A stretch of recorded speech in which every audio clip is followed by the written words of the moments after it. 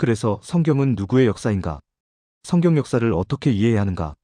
많은 사람들이 성경을 읽으면서 이런 혼란을 느낀다.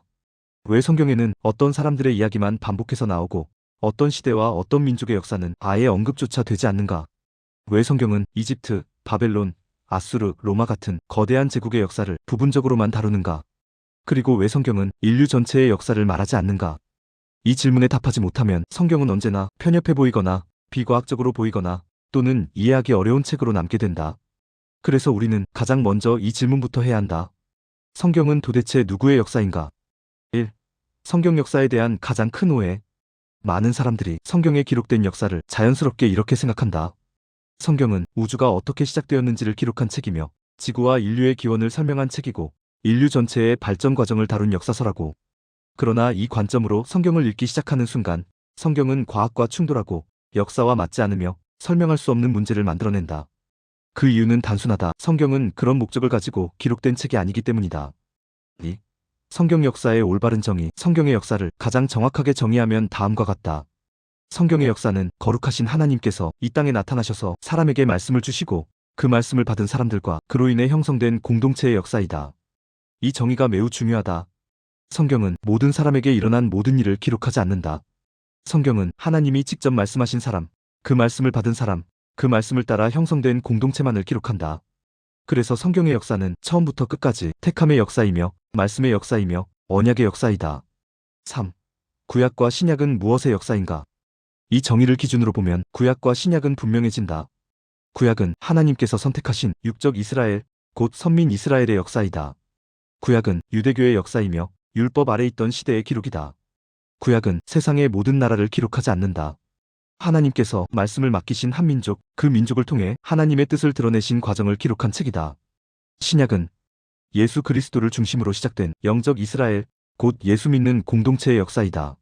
신약 역시 로마 제국의 전체 역사나 세계사의 흐름을 다루지 않는다. 예수님의 공생애, 사도들의 전도, 복음이 확장되기 시작한 과정만을 기록한다. 구약과 신약은 모두 하나님의 말씀이 전달된 역사라는 점에서 본질이 같다. 4. 성경 역사의 시작과 범위. 성경의 역사는 아담으로부터 시작된다. 이 말은 아담 이전에는 사람이 없었다는 뜻이 아니다. 이 말의 의미는 분명하다. 아담은 하나님의 말씀을 받은 최초의 사람이라는 뜻이다. 성경은 말씀을 기준으로 역사를 시작한다. 그래서 말씀을 받은 아담부터 성경 역사가 시작되는 것이다. 성경이 침묵하는 시간은 존재하지 않았던 시간이 아니라 성경이 다루지 않는 시간이다. 5. 왜 성경에는 특정 인물만 반복되는가? 성경을 보면 항상 같은 흐름이 반복된다. 아담, 노아, 아브라함, 모세, 예수, 이 5인물은 성경 역사 전체를 관통하는 중심축이다. 이들은 단순한 개인이 아니다. 각 인물은 한 시대 전체를 대표하는 사람이다. 성경은 개인의 인생사를 기록하는 책이 아니라 시대를 대표하는 인물을 통해 하나님의 뜻이 어떻게 이어졌는지를 보여준다. 6. 성경 역사 6,000년의 의미. 많이 오해되는 표현이 있다. 성경 역사는 약 6,000년이다. 이 말은 우주의 나이를 말하는 것도 아니고 지구의 연대를 말하는 것도 아니며 인류 전체의 역사를 말하는 것도 아니다. 이 말의 정확한 의미는 이것이다.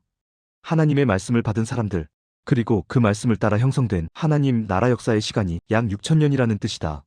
그래서 성경 역사 6,000년은 자연사나 인류사가 아니라 신앙의 역사이다. 7. 성경 역사를 기록한 목적. 성경은 왜 이런 역사를 기록하게 했는가? 성경은 스스로 그 목적을 밝힌다.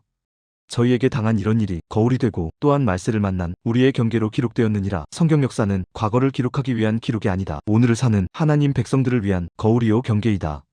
8. 성경 역사를 모르면 생기는 문제. 역사를 모르면 거울이 흐려진다. 거울이 흐리면 자신의 모습이 보이지 않는다. 마찬가지로 성경의 역사를 모르면 지금 이 시대를 분별할 수 없고 자신의 신앙 위치도 알 수 없다. 그래서 성경은 역사를 통해 현재를 비추게 하신다. 9. 다음 단계로 나아가기 위한 질문. 여기까지 이해했다면 다음 질문은 자연스럽게 하나로 모인다. 왜 하나님은 모든 사람을 동시에 다루지 않으시고 특정 사람과 특정 공동체를 택하셨는가? 그래서 다음 단계에서는 이 질문을 다루게 된다.